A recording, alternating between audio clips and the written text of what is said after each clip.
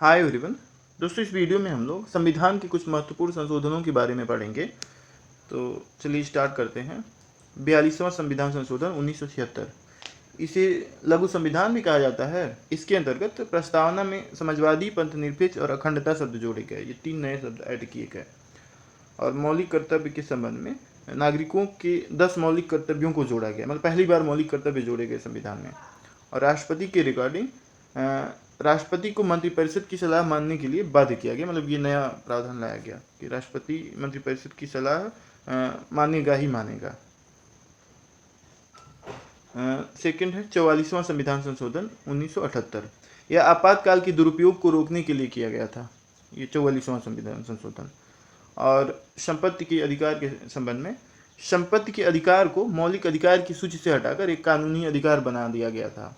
और आंतरिक अशांति शब्द को हटाकर के सशस्त्र विद्रोह शब्द जोड़ा गया। ये कहा जा रहा है कि इस संविधान संशोधन के अंतर्गत ये 2 काम हुए थे। संपत्ति के अधिकार को कानूनी अधिकार बना दिया गया था और जो आंतरिक अशांति के आधार पे जो आपातकाल लगाया जाता था, तो उसको आंतरिक अशांति की जगह सशस्त्र विद्रोह शब्द मतलब जोड़ दिया गया।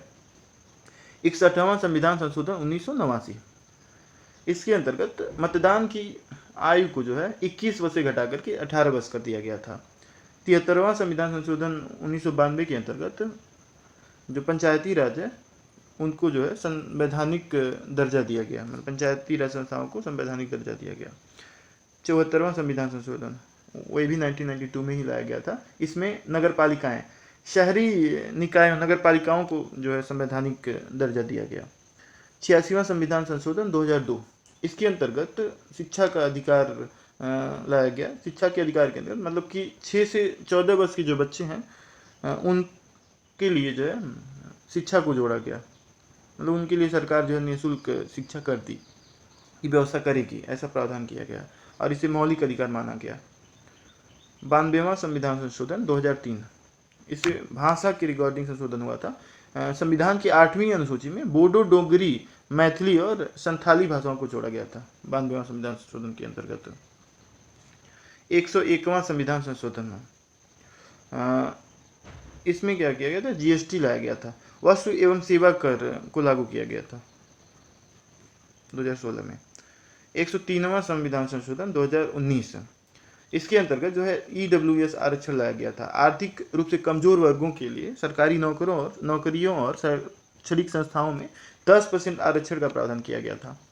और 104वां संविधान संशोधन 2020 में इसके अंतर्गत लोकसभा और राज्य विधानसभाओं में SC और ST जनजाति के लिए सीटों के आरक्षण को 10 साल के लिए और बढ़ा दिया गया। जो मतलब रिजर्वेशन है उन लोगों को उसको जो है 10 साल और एक्सटेंड कर दिया गया। और इसके अंतर्गत एंग्लो इंडियन आरक्षण जो था उसको समाप्त कर दिया गया। 105वां संविधान संशोधन 2021। सामाजिक और शैक्षणिक रूप से पिछड़े वर्गों के लिए है ये। इस संशोधन ने राज्यों और केंद्र शासित प्रदेशों को सामाजिक और शैक्षणिक रूप से पिछड़े वर्गों की पहचान करने और उनकी सूची बनाने का अधिकार वापस दे दिया। ओबीसी सूची, यह राज्यों को ओबीसी सूची बनाने और उसे अधिसूचित करने की शक्ति देता है। तो ये कुछ महत्वपूर्ण संविधान संशोधन थे।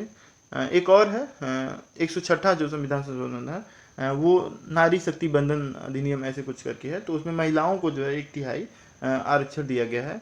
मतलब उनके लिए सीटें रिजर्व कर दी जाएंगी नेक्स्ट जो लोकसभा का चुनाव होगा उसमें। Thank you.